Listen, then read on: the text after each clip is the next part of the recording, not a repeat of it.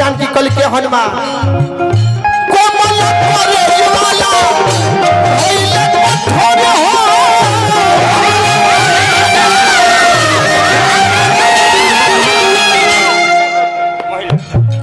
अम्बेडकर चौक मंच महिला हमरा चंद्रमा भैया 500 रुपया पुरस्कार हमरो के दिले बने। हाँ हाँ भैया के स्वागत करने